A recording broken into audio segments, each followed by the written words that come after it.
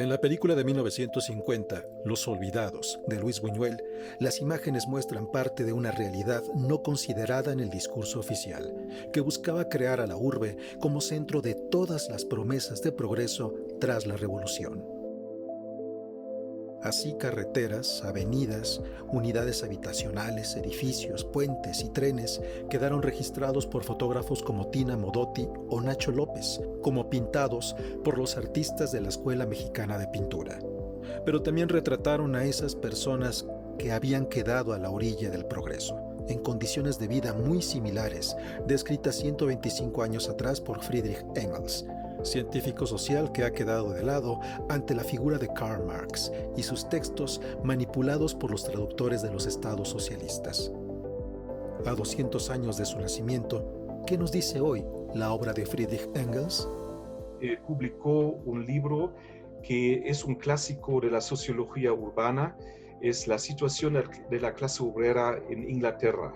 Entonces, un libro con mucho impacto que publicó con 25 años, basado en la experiencia como capitalista, como gerente de la empresa familiar en Manchester. Engels no pudo estudiar como hubiera querido, debido a la presión de su padre para que se dedicara a la empresa familiar. Sin embargo, al hacer el servicio militar, entró como oyente a la Universidad de Berlín.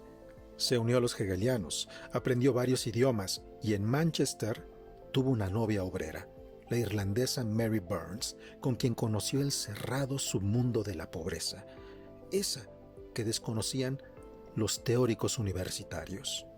Engels en su libro describe la segregación brutal, digamos, en las calles, avenidas principales, están las grandes tiendas, los departamentos lujosos y atrás, en las partes escondidas, son las estructuras labirínticas donde viven los pobres, en malas condiciones, en sótanos, en espacios mal ventilados, etcétera, con alta tasa de mortalidad, con epidemias, con cólera, viven al lado de los ríos altamente contaminados, viven en condiciones donde se derrumben fácilmente las estructuras.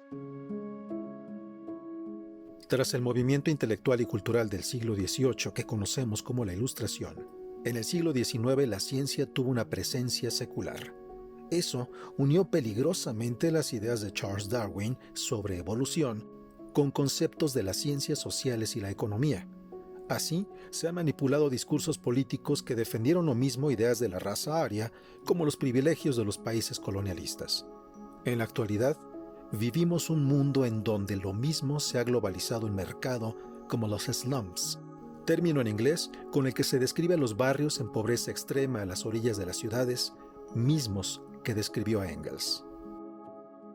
Muchas condiciones que él describe tienen una actualidad muy triste en el mundo.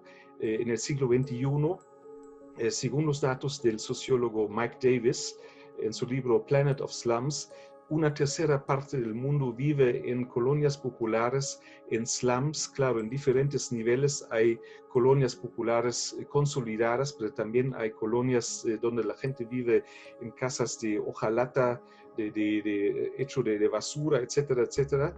Entonces es una realidad muy triste y hay que enfrentarla.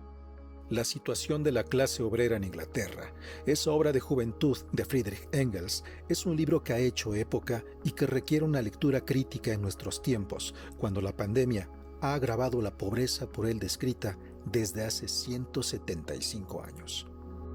Noticias 22, Huemán Rodríguez.